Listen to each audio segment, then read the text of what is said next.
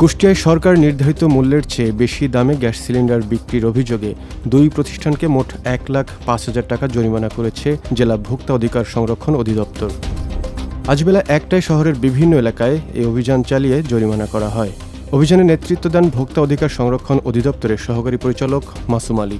অভিযানে ভোক্তা অধিকার সংরক্ষণ আইন ২০০৯-এর ৪০ ও ৪৫ ধারায় শহরের কাটাইখানা মোড়ের প্রিন্স ইলেকট্রনিক্সকে ৫,০০০ টাকা ও শহরের একতারা মোড়ের আলিফ আকলাক স্টোরকে ১,০০,০০০ টাকা জরিমানা করা হয়। এ সময় র্যাব ও পুলিশ সদস্যরা অভিযানে সহায়তা করেন। সংশ্লিষ্ট কর্মকর্তারা জানিয়েছে, ভোক্তাদের স্বার্থে এ ধরনের অভিযান অব্যাহত থাকবে এবং অনিয়মের বিরুদ্ধে কঠোর ব্যবস্থা নেওয়া হবে।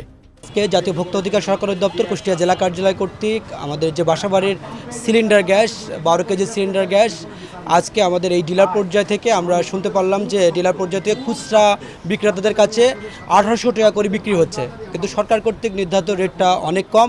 একই সাথে গত দিন এবং তার আগেও এর চেয়ে কমে বিক্রি হয়েছে। তা আমরা এই বিষয়ে একটু আমাদের একাধিক ভোক্তারা আমাদের ওভারফোন অভিযোগ করেছে।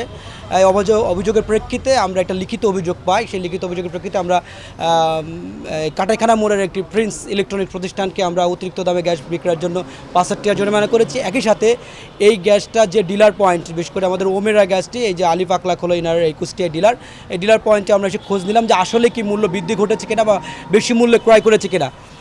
তারা বলছে যে তারা কোম্পানি থেকে বলেছে যে অধিক মূল্য হবে আজ থেকে অথবা আগামীকাল থেকে, কিন্তু সেটা এখনও তারা পায়নি বা সেটা ক্রয় করেনি। কিন্তু তাদের রিটেলার বা তাদের রিটেল পর্যায়ে তারা আসলে এখনই সেই দামটা, যে সোনা দামটাই তারা বিক্রি করা শুরু করেছেন। আলিফ আকলাক কে আমরা ১,০০,০০০ টাকা জরিমানা করেছি।